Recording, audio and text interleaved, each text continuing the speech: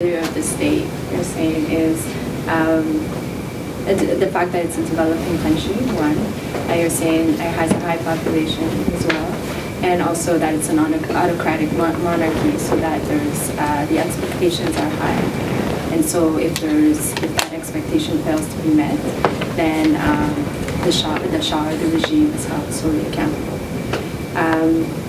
Last class, we were speaking about the White Revolution, and I was wondering, the Shah made a lot of promises with that, and a lot of reforms as well, and I would say that the stakes are pretty high.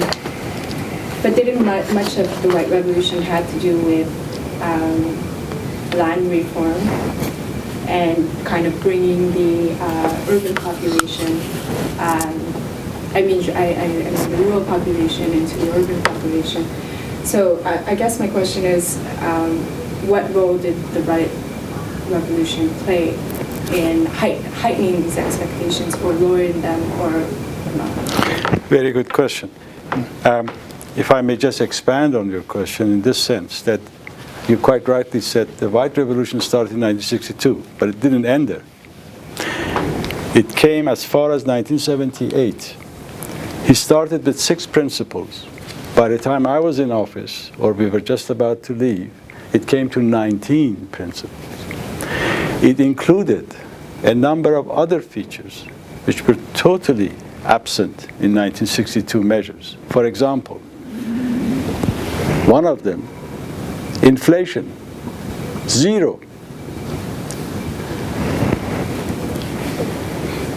مبارزه با گرانفروشی, fighting people who are exploiting consumers.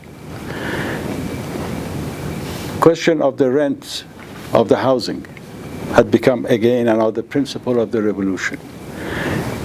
Profit sharing and ownership of industrial enterprises. They all have been added. There's a long list of them. It jumped to 12 for a while, and then later on it came up to 19.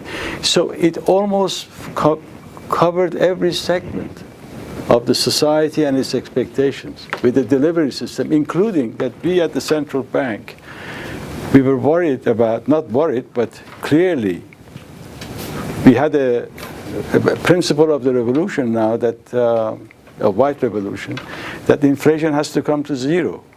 And the consumer price index of the central bank would continue moving up.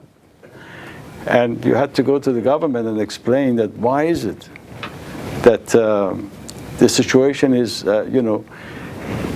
even though we, at least in 1 year, we managed to reduce CPI by 50%, but the fact of the matter remained that the concept of the failure of state was much broader testing ground to be tested.